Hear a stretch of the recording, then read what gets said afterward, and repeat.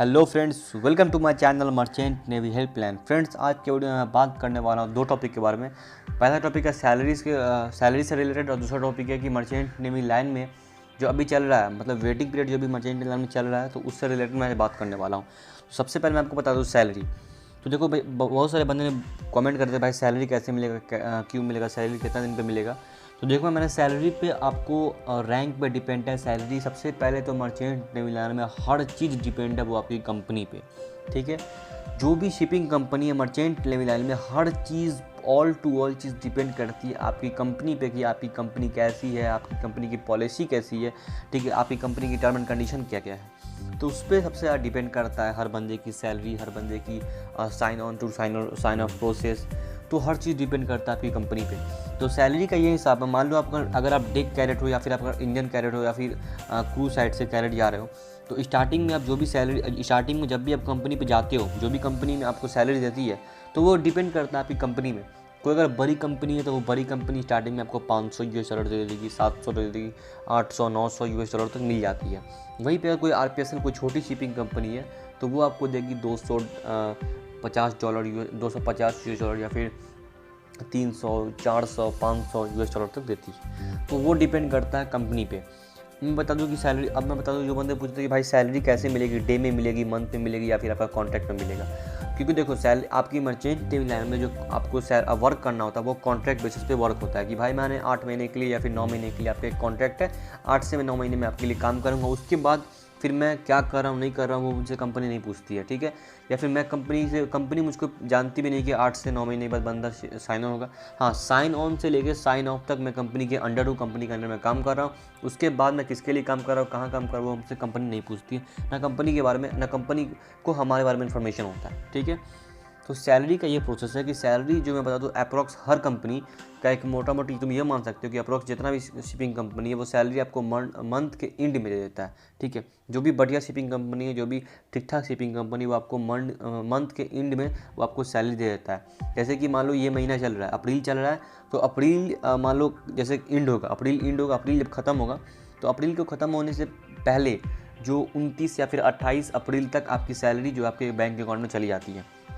और जो भी कंपनी फर्स्ट टाइम जब भी आप जाते हो तो फर्स्ट टाइम आपका कंपनी आपका एनआरआई अकाउंट खुला जाता है बैंक में। क्योंकि अगर आप अदर कोई इंडिया के बैंक में या फिर प्राइवेट इंडिया के कोई प्राइवेट बैंक में या फिर कोई गवर्नमेंट बैंक में अगर अपना अकाउंट खुलवाते हो और उस सेविंग अकाउंट में अगर आपका बाहर से पैसा आता है, एनआरआई पैसा आता है, तो कुछ चार्ज कट जाते हैं, ठीक है। कुछ चार्ज कटते हैं तो उसको जो भी सीफेयर थे तो अब पहले कटता था, लेकिन अब क्या है ना कि अब जो भी कंपनी है वो आपको एनआरआई अकाउंट खुला के देता है। तो एनआरआई अकाउंट में आप जितना भी पैसा मंगाओ आपसे उसमें एक भी रुपया आपसे इंटरेस्ट नहीं लिया जाएगा या फिर एक भी रुपया कुछ टैक्स वैक्स कुछ नहीं लिया जाएगा आपसे। जितना पैसा आप कमाते हो उतना पैसा आपको यहाँ बैंक अकाउंट में मिल जाएगा, ठीक है। फिर आप अपने पैसा को जिस तरीके से चाहो निकाल सकते हो, खर्च कर सकते हो। और जो सैलरी का ये है कि मान लो अगर कंपनी पे कोई कंपनी क्या है कि कॉन्ट्रैक्ट बेस पे आपको सैलरी देगी, ठीक है। कोई कंपनी ऐसी है कि कॉन्ट्रैक्ट बेस पे सैलरी देगी। मान लो कि 9 महीने का कॉन्ट्रैक्ट है या फिर 8 महीने का कॉन्ट्रैक्ट है, तो मान लो 8 महीने आपने कंटिन्यू काम किया, 8 महीने के एंड में लास्ट में आपको सैलरी मिलेगी। पूरा टोटल जितना भी आपका होता है पूरा सैलरी आपको 8 महीने के एंड में जोड़ के मिलेगी। तो वो बहुत ही कम कंपनी है वो ऐसी जो आपको साल के एंड में, जैसे कि कॉन्ट्रैक्ट के एंड में आपको वो सैलरी टोटली जोड़ के देती है कि कितना महीने का हुआ, 40 लाख या फिर 45 लाख 50 लाख जो भी आपका सैलरी होता है। तो स्टार्टिंग में वो मैं कैप्टन का बता दूँ, कैप्टन का होता है 40 लाख 45 लाख 50 लाख, तो वो आपको सैलरी एंड में मिलता है, ठीक है। स्टार्टिंग में जो भी फ्रेशर जाते हो तो स्टार्टिंग में सब बंदे को आपको सैलरी मिल ही जाता है। और क्योंकि देखो कंपनी क्या करती है, कंपनी एक बिजनेस है, तो वो क्या करती है, वो पैसा को इन्वेस्ट करती है किसी अदर लाइन में, वो पैसा को इन्वेस्ट करती है, वो पैसा से पैसा कमाती है, ठीक है, तब वो आपको सैलरी देती है। तो हर कंपनी का ऐसा नहीं, कुछ कंपनी ऐसा करती है। और तो लेकिन मेनली ये मान लो कि हर कंपनी आपको सैलरी जो है मंथ के एंड में दे देती है। अब बात ये आती है कि डे की सैलरी कैसी है। मान लो कि डे में, मान लो कि अगर इस महीने में अप्रैल में तुमने ज्वाइनिंग किया तो अप्रैल का मान लो कि 10 दिन या फिर 15 दिन अप्रैल का निकल गया, तो आप शिप पे गए वर्क करने के लिए। तो आपने जो शिप पे वर्क किया 10 दिन वर्क किया अप्रैल मंथ में, अप्रैल में मान लो 10 दिन काम किया, 5 दिन काम किया या फिर 15 दिन काम किया, 20 दिन काम किया, तो इस मंथ का आपको उतना डे का निकाल के उतना डे का परसेंटेज निकालो कि कितना होगा, और उसके अकॉर्डिंग आपको कंपनी आपको सैलरी दे देती है कि इतना दिन का आपका सैलरी इतना बना, वो आपके अकाउंट में सैलरी चला जाता है, ठीक है। या फिर अगर आप साइन अप कर रहे हो तो साइन अप करने के टाइम मान लो कि किसी महीने के बीच में आपने साइन अप किया या फिर मान लो कि 2 मार्च को या फिर 15 मार्च को आपने साइन अप किया, तो जो आपने 15 दिन या फिर 10 दिन या फिर 12 दिन आपने शिप पे वर्क किया उस महीने में, तो उस महीने का जो वो दिन का जो सैलरी होगा वो आपको चला जाएगा आपके बैंक अकाउंट में, ठीक है। और बता दो जैसे कि ओवर टाइम जो ओटी जो बंदे शिप पे काम करते हैं, जैसे ओटी मतलब कि ये समझ लो कि ओवर टाइम, जैसे कि ओवर टाइम का ज़रूरत कब पड़ता है, जैसे कि कोई इमरजेंसी केस हो गया शिप में, ठीक है, कोई इमरजेंसी केस हो गया, कोई शिप पे आग लग गया, या फिर शिप पे कोई मशीनरी प्रॉब्लम हो गया, या फिर किसी तरह का शिप पे प्रॉब्लम होता है, तो आपको ओवर टाइम वर्क करने पड़ते हैं शिप पे, ठीक है। ओवर टाइम वर्क करोगे तो ओवर टाइम वर्क की सैलरी उसके अलग से मिलती है, ओटी जो है उसका अलग से आपके अकाउंट में मिलेगा, और ओटी मंथ के एंड में, ठीक है, ओटी मंथ के एंड में मिल ही जाता है। और जैसे कि आपका सैलरी होगी, सैलरी के बगल में लिखा रहेगा प्लस ओटी और इसकल टू इतना। मान लो कि सैलरी आपकी मंथली सैलरी $500 है और आपने ओटी किया मान लो कि $100 या फिर $50, तो वहाँ पे तो कुल मिला के जो आपकी सैलरी होगी वो आपके बैंक अकाउंट में चला जाएगा। अब बात करते हैं सैलरी को खर्च करने का, ठीक है। तो देखो, आप जो हर बंदे का शौक़ होता है कि मैं शिप पे जाऊँगा तो मैं घूमूंगा फिरूँगा, हर कंट्री को अपने नज़रिए से देखूंगा कौन कंट्री कैसा है नहीं है। तो वहाँ जाते हैं तो वहाँ शॉपिंग करते हैं, ठीक है। तो उस कंट्री में जाने के बाद मान लो कि जो भी कंट्री में आप जाते हो तो उस कंट्री के पोर्ट्स आने से पहले जो होता है ना, एक लंबा सा फॉर्म होता है, और फॉर्म हर सीफेयर को वहाँ पे फॉर्म में आप लिखना पड़ता है आपका नाम, आपका रैंक, और आप कितना पैसा चाहते हो, आप कितना, अगर इंडिया के शिप है तो आपको इंडियन करेंसी में सैलरी, इंडियन करेंसी में आपको पैसा देगा वहाँ पे पोर्ट्स पे, और अगर कोई फॉरेन कंट्री की कोई शिप है तो आपको डॉलर में सैलरी देती है, ठीक है। तो आपको वहाँ पे देगा कि मान लो आप वहाँ पे फॉर्म पे लिख दो कि मेरा नाम ये है, मेरा रैंक ये है, और मेरे को मान लो कि $50 चाहिए घूमने के लिए, ठीक है, $50 वहाँ पे लिख दिए।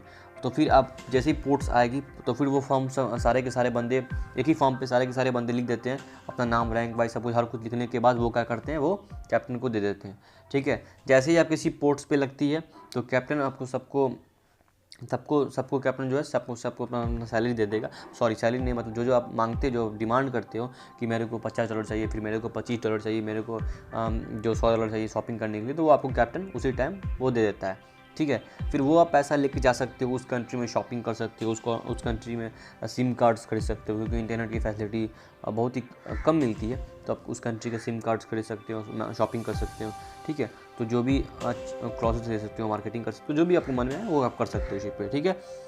आप उस कंट्री में घूम सकते हो। फिर अगर मान लो कि वो आपके सैलरी से उस महीने में मान लो कट जाता है, ठीक है।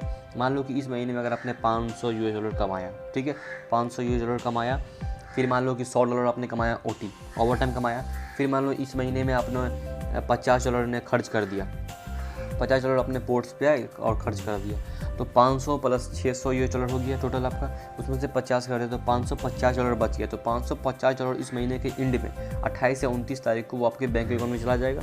तो जितना पैसा आपको बचता है वो सेविंग शिप पे, मान लो कोई शिप क्या होता है, कोई शिप है कि वो आपको इंटरनेट वाईफाई की फैसिलिटी जो मिलती है तो उसका भी पैसा काट लेता है, ठीक है। कोई कंपनी काटती है, कोई कंपनी, लेकिन मैक्सिमम कंपनी नहीं काटती, लेकिन कोई कंपनी होती है जो आपको जो इंटरनेट वाईफाई की फैसिलिटी मिलती है शिप पे, तो उसका भी वो आपको काट लेता है। वो जितना भी आप मान लो कि 200 MB या फिर 50 MB या फिर 150 MB जो मंथ में देता है यूज़ करने के लिए, तो वो उसका भी वो काट लेता है, उसका भी चार्ज पैसा जो होता है वो अलग से काट लेता है, वो आपके सैलरी में से कट हुआ है। तो वो बहुत ही कोई कंपनी करती है, मैक्सिमम कंपनी नहीं करती, मिनिमम बहुत ही कम कंपनी वैसे से कम करती है। वो आपका नेट पैक का जो होता है वो सैलरी होता है वो थोड़ा उसमें से थोड़ा काट लेता है। तो वो मतलब हर कुछ जो काट कुट नहीं कर, जो आप शिप पे भी है, शिप पे भी ऐसा नहीं कि शिप पे भी आप शॉपिंग कर सकते हो, शिप पे भी रहती है, चॉकलेट्स हो गया या फिर किसी तरह का कुछ शिप पे ख़रीदना तो शिप पे भी मिलता है, ऐसा नहीं है। चॉकलेट हो गया, केक्स हो गया, या फिर केक तो आपको जो आपको चीफ कुक होंगे वो आपको किसी बंदे का बर्थडे होता है तो वो बना देते हैं, जैसे कि चॉकलेट हो गया, किसी तरह का कुछ मतलब ले सकते हो, बियर हो गया, स्मोकिंग हो गया, सिगरेट हो गया, ये सब चीज़ आप परचेस कर सकते हो शिप पे। तो शिप पे भी ये सब फैसिलिटी मिल जाती है आपको। अब मैं बता दूँ दूसरा जो है वो बंदे पूछ रहे थे कि भाई अभी मर्चेंट नेवी लाइन के बारे में बहुत सारे मैंने सुना, जो भी बंदे लोग बोलते हैं कि भैया मेरे अंकल हैं चीफ इंजीनियर है, या फिर मेरे को रिलेशन में कैप्टन है, चीफ कुक हैं, और वो सब बोल रहे हैं कि मर्चेंट नेवी लाइन मत आओ, बहुत ही फ्लोटिंग हो गया, बहुत ही ये दिस दैट। तो बहुत सारा मेरे को बहुत सारा कमेंट करता है कि भाई इतना मत करो, ये करो, वेस्ट ऑफ मनी है, मर्चेंट नेवी लाइन कुछ नहीं है, दिस दैट है। तो भाई मैं उन्हीं लोग से पूछता हूँ कि क्या आप मुझको ये बता दो कि अपने इंडिया में, ठीक है, मैं इंडिया का बात करता हूँ, अपने इंडिया में कौन सा ऐसा लाइन है जहाँ फ्लोटिंग नहीं है, कौन सा ऐसा लाइन है जहाँ पे बंदे नहीं जा रहे हैं, ठीक है। मतलब यार लोग बोलते हैं ना कि इतना सैलरी मिलता है, तो लोग बोलते हैं भाई इतना सैलरी कम आता है, कैप्टन की सैलरी इतना लाख होती है, 15 लाख होती है, 20 लाख होती है। तो कभी तुमने ये सोचा कि भाई उसने कितना स्ट्रगल किया, उसके पढ़ाई में कितना पैसा खर्च हुआ। लोग बोलते हैं ना कि यार पायलट है, पायलट की सैलरी देखो, तो पायलट की पढ़ाई में कितना लगता है पता है आपको। मेडिकल देखो, डॉक्टर बनता है, डॉक्टर की सैलरी कितनी होती है, उसकी पढ़ाई में कितना इन्वेस्ट होता है। तो भाई सैलरी डिपेंड करता है कि आप कितना, सैलरी जो भी आप कमाते हो तो वो सबसे पहले डिपेंड करता है कि आपने पढ़ाई में कितना पैसा इन्वेस्ट किया। ठीक है, हर बंदे को पढ़ाई में पैसा इन्वेस्ट करना ही होता है। ठीक है, अब कंपनी का वेटिंग पीरियड क्या है कि देखो भाई, कोई कंपनी में 2-2 साल का वेटिंग पीरियड चल रहा है, कोई कंपनी में 2 महीने का वेटिंग पीरियड चल रहा था। वो कंपनी टू कंपनी वैरी करता है कि वो वेटिंग पीरियड कितना है।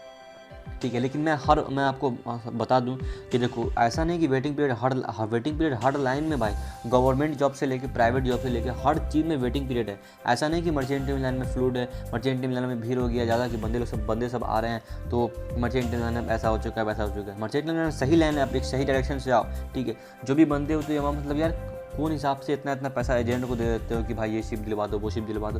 यार एक बार सोचो कि कौन कंपनी के लिए आप पैसा दे रहे हो, वो कंपनी का कौन है नहीं है। ठीक है, कौन सा कंपनी में शिप दिलवाएगा, उस कंपनी के पास कितना शिप है, वो हमको कितना दिन में दिलवाएगा। ठीक है, या फिर कितने बंदे उसको पैसा दे रहे हो, वो एजेंट ने कितने बंदे का काम करवाया, कितने बंदे को शिप पे चढ़वाया। तो एक डेटा रखो, उसके बाद किसी भी एजेंट को दो पैसा। यार मतलब कल आशीष भाई का लाइव सेशन था इंस्टाग्राम पे, उनको अगर फॉलो नहीं किया जाके फॉलो कर लो इंस्टाग्राम पे आशीष ठाकुर को। तो उनका मैं कल लाइव सेशन में देख रहा था, तो एक बंदे ने 6 लाख रुपया एक एजेंट को दे दिया, अब बोला कि 17 बंदे ने दिया, तो 6-6 लाख करके देख लो 17 बंदे ने कितना पैसा दिया। तो यार ये सब जो हो रहा है ना, तो हम ही और आप लोग की वजह से, गलती की वजह से हो रहा है। अगर हम और आप लोग अगर एक्टिव रहेंगे तो एजेंट की क्या मजाल है कि यार वो हम और आप लोग से पैसा ठग के ले जाए। ठीक है, क्योंकि हम और आप मतलब एक ये सोचते हो कि यार हाँ भाई दिलवा देगा, ये करवा देगा, वो करवा देगा। क्योंकि जो भी कंपनी है, जो भी एजेंट है ना, वो 2 महीना, फिर 4 महीना, फिर 8 महीना, फिर बोलेगा भाई 2 महीना रुक जाओ, फिर 4 महीना रुक जाओ, ये सिर्फ दिलवा दूंगा, वो करवा दूंगा, डिस करवा दूंगा।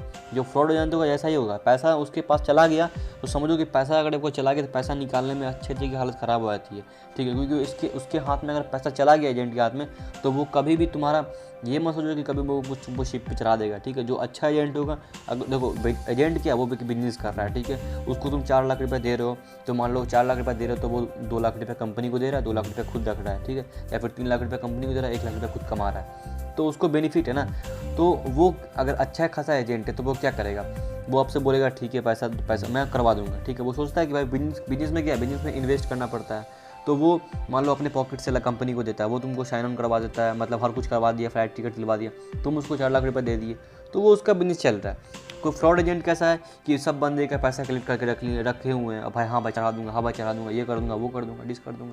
तो भाई फ्रॉड एजेंट से बहुत दूर हो। ऐसा नहीं कि मर्चेंटी लाइन में फ्रॉड ज़्यादा, फ्रॉड हर बंदे लोग के साथ आजकल फ्रॉड हो रहा है, हर लाइन में हो रहा है। अगर तुम जाके देखोगे तो गवर्नमेंट जॉब से लेकर प्राइवेट जॉब तक, अगर गवर्नमेंट जॉब किसी के कोई बंदे ने अगर गवर्नमेंट जॉब लिया होगा तो उनको पता होगा गवर्नमेंट जॉब लेने में कितना हालत ख़राब होता है, कितना गवर्नमेंट जॉब में कितना मतलब यार जो इलीगल पैसा खर्च होता है। ठीक है, इसको दो 50,000 रुपये घूस, उसको दो 1.5 लाख रुपया, उसको दो 1 लाख रुपया, तब जाके गवर्नमेंट जॉब होता है। तो ऐसा नहीं भाई, अपना सिस्टम जो है ना पूरा ऊपर से लेकर नीचे तक हर कुछ करप्ट हो चुका है।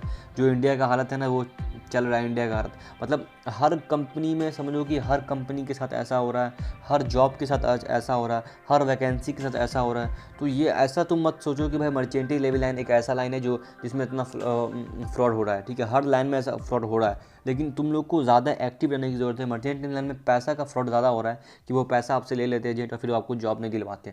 तो इसके लिए आप हमेशा एक्टिव रहो, आप देखो ना कि भाई कौन एजेंट को आप पैसा दे रहे हो।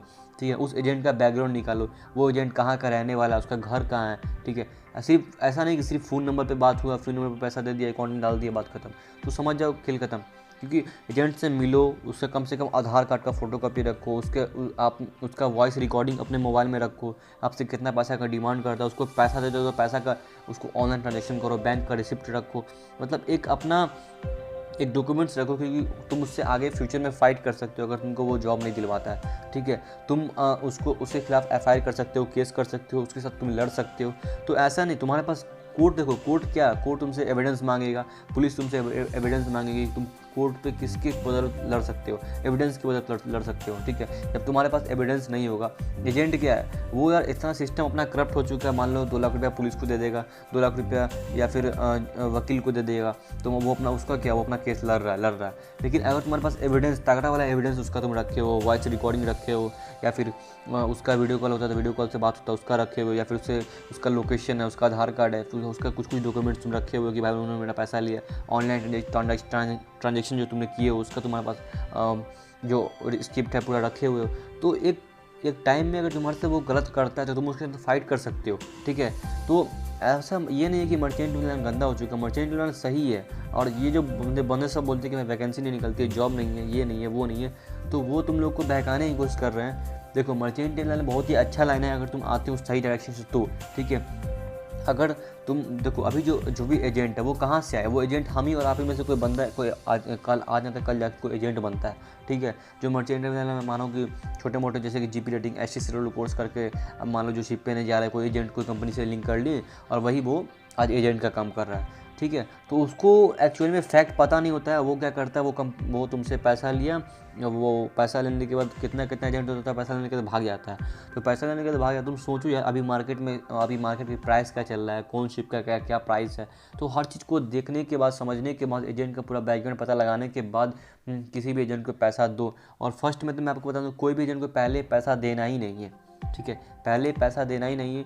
बहुत से बहुत अगर तुम उसको करते हो तो बोलोगे ठीक है भाई, तुम मेरे को फ़्लाइट टिकट दो तो मैं तुमको पैसा दे दूँगा, ठीक है। तुम फ़्लाइट टिकट देने के लिए उसको तुम ऑनलाइन ट्रांजेक्शन कर दो, पैसा दे दो। और जब भी कुछ भी करो एजेंट से, कुछ एजेंट को सोचो कि एजेंट को अवॉइड करो, एजेंट की हेल्प ना लेने का ज़रूरत पड़े। क्योंकि जो भी बंदे सोचते हैं ना, छोटे मोटे कॉलेज से कोर्स कर लेते हैं, फिर उसको बाद में ज़रूरत पड़ती है एजेंट के बारे में, ठीक है। तो जो सही इन्फॉर्मेशन है वो सही इन्फॉर्मेशन मैं आपको देता रहूँगा। तो फ्रेंड्स सैलरी में बता दूँ, सैलरी पे मैंने ऑलरेडी वीडियो बना चुका हूँ, अपडेट जो 2019 में आप लोगों को सैलरी जो सीफेयर को मिल रही है, तो उसके लिए मैंने अपडेट वीडियो में बना चुका 2019 का जो सैलरी है मर्चेंट नेवी सीफेयर का। तो अगर आपने वो वीडियो नहीं देखा तो मैं वीडियो में डिस्क्रिप्शन बॉक्स में वो वीडियो का लिंक दे दूँगा, तो वो वीडियो देख लेना। और वो वीडियो मैं वहाँ पे पिक भी कर दूँगा। तो फ्रेंड्स उम्मीद है वीडियो आपको पसंद आएगा। वीडियो पसंद है वीडियो को लाइक कीजिए, चैनल को सब्सक्राइब कीजिए। कोई भी मर्चेंट नेवी रिलेटेड कोई क्वेश्चन कोई डाउट तो कमेंट कीजिए। Thank you guys, all the best, have a nice day.